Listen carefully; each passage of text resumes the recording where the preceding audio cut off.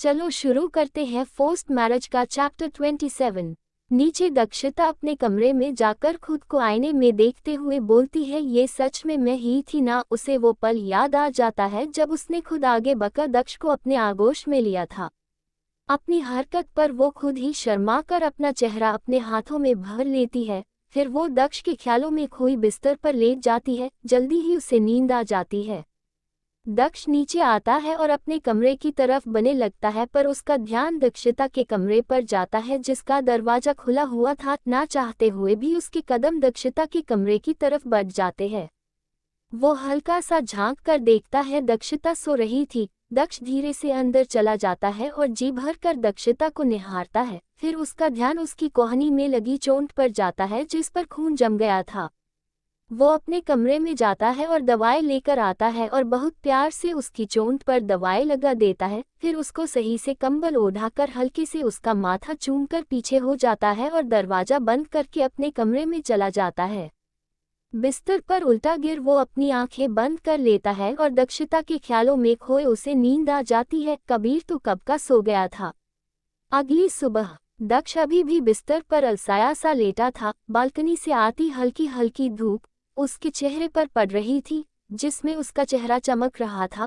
वो अपनी आंखें खोलता है और उठकर बिस्तर से टेक लगाकर बैठ जाता है और एक सिगरेट जलाकर होंठों पर रखने वाला होता है कि तभी गेट खोलकर दक्षिता अंदर आती है।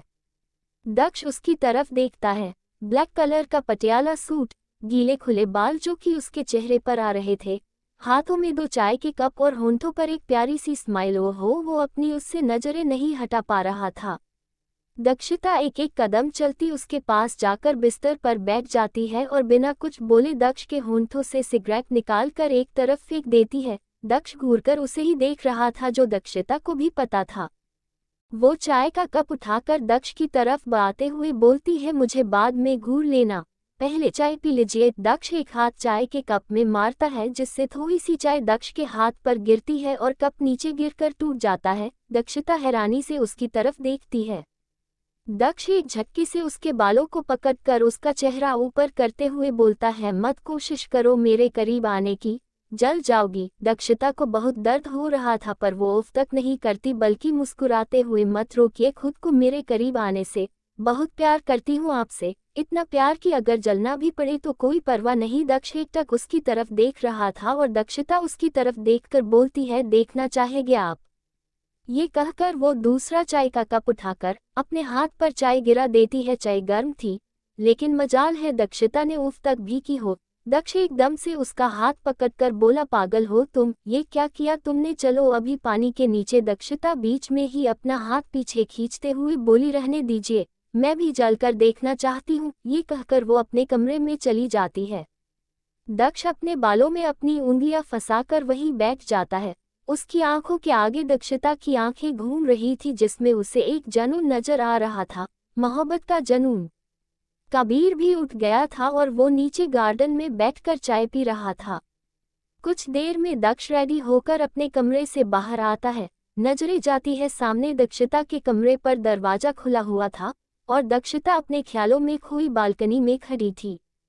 दक्ष एक नज़र उसको देखकर नीचे चला जाता है। चाय गिरने की वजह से दक्ष के हाथ में जलन हो रही थी। वो मन में बोला, मेरे तो थोड़ी सी चाय गिरी है तब इतनी जलन हो रही है। फिर दक्षिता को तो सोचकर ही उसका दिल तड़प उठता है और नहीं रोक पाता वो खुद को। उसके कदम वापस दक्षिता के कमरे की तरफ बढ़ जाते हैं। दक्षिता भी अब बालकनी से कमरे में आ गई थी। दक्ष दंदनाता हुआ उसके कमरे में जाता है और एकदम से दक्षिता के पास जाकर उसका हाथ देखने लगता है जो जल गया था। दक्षिता को जरा सी खरोंच भी लग जाए तो वो भी बर्दाश्त नहीं होता था दक्ष से, और यहाँ तो उसने खुद अपना हाथ जला लिया था। वो गुस्से से दक्षिता की तरफ देखता है। दक्षिता अपनी पलकें झुका लेती है। दक्ष उसे खींचकर नीचे किचन में ले जाता है और आइस लेकर उसके हाथ पर लगाने वाला होता है कि दक्षिता अपना हाथ पीछे खींच लेती है। दक्ष उसकी तरफ गुस्से से देखते हुए बोला, हाथ दो अपना। दक्षिता कोई जवाब नहीं देती और न अपना हाथ आगे करती है। दक्ष दोबारा से बोलता है, हाथ दो अपना, सुना नहीं तुमने। दक्षिता बेहद आराम से बोली, लगी तो आपके हाथ में भी है, पहले आप अपना हाथ दीजिए। दक्ष बोला, जिद मत करो दक्षिता, मुझे आदत है इन सब की। दक्षिता बोली, और यही आदत मैं भी डालना चाहती हूँ, या तो आप भी अपना हाथ दीजिए या फिर मुझे मेरे हाल पर छोड़ दीजिए। दक्ष गुस्से से आइस क्यूब नीचे फेंकते हुए बोला, ठीक है, जो जी में आए वो करो, आई डोंट केयर। ये बोलकर वो घर से बाहर चला जाता है। कबीर उसे आवाज लगाते हुए वो भी उसके पीछे चला जाता है। दक्षिता मन में बोलती है, केयर तो आप मेरी बहुत करते हैं, यकीन है मुझे कि मेरे हाथ पर दवाई तो आप ही लगाएंगे। वो मुस्कुराते हुए ये सब सोचते हुए अपने कमरे में चली जाती है। दूसरी तरफ दक्ष घर से निकल तो आया था, पर उसका दिल और दिमाग दोनों दक्षिता में अटका हुआ था। वो बस चुपचाप गाड़ी चला रहा था और कबीर उसे देख रहा था। कबीर उसे देखते हुए बोला, क्या हुआ है तुझे? दक्ष बोला, मुझे क्या होगा, कुछ भी तो नहीं। कबीर बोला, किससे छिपा रहा है मुझसे? साफ दिख रहा है तेरे चेहरे से कि तुझे प्यार हो गया है उस लड़की से। दक्ष एकदम से गाड़ी के ब्रेक मारता है और बिना कुछ बोले गाड़ी से उतरकर एक सिगरेट जलाकर होंठों पर रख लेता है। कबीर बाहर निकलकर उसके पास जाकर बोला, बोल ना, चुप क्यों हो गया? दक्ष बोला, बेकार बातों का कोई जवाब नहीं होता।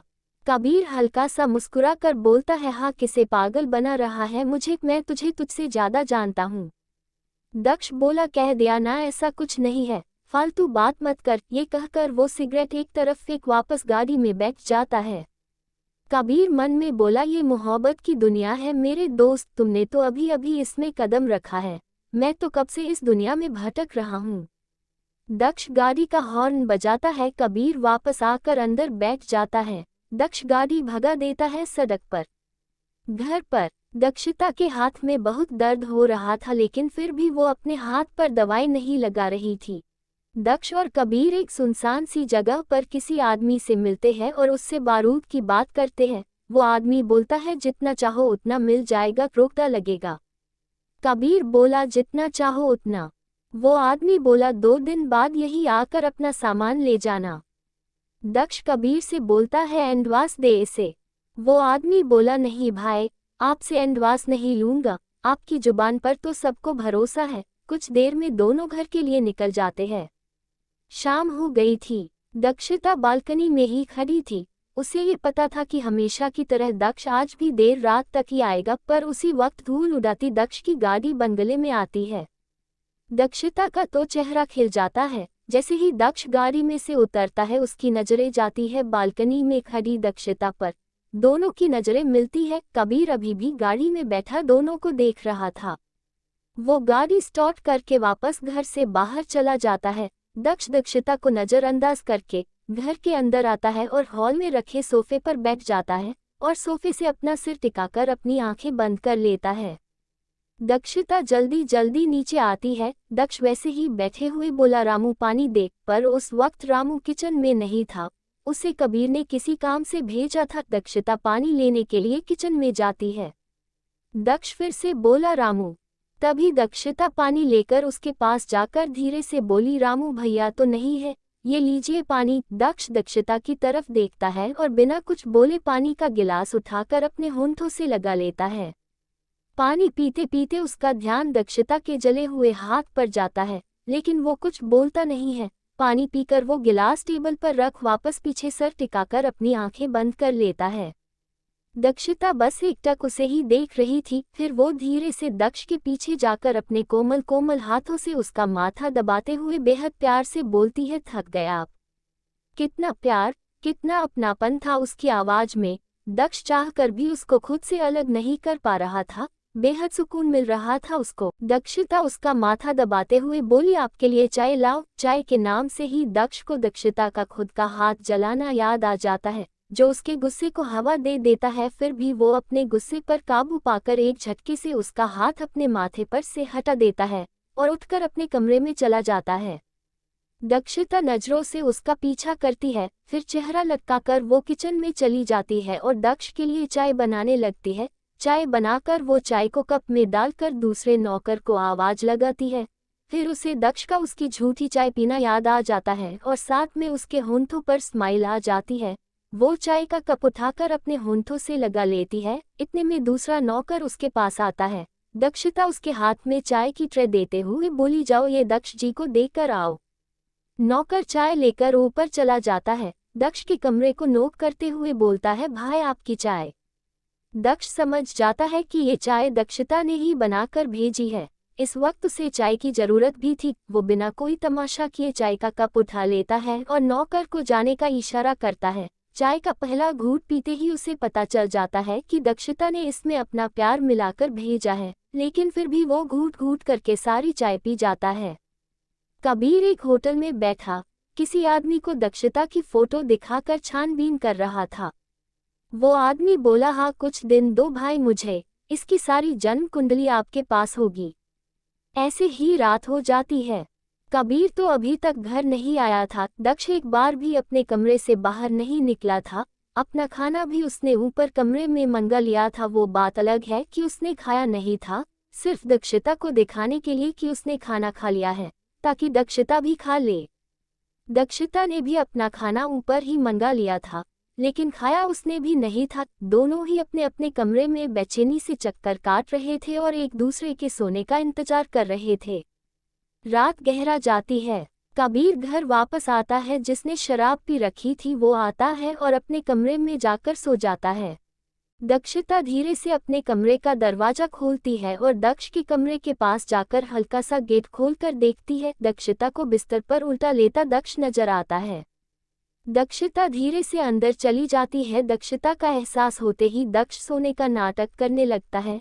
दक्ष को गहरी नींद में सोया समझकर दक्षता उसके पास जाकर बेहद प्यार से अपने होंठ उसके माथे पर रख देती है, जिससे दक्ष की धड़कनें बढ़ जाती है।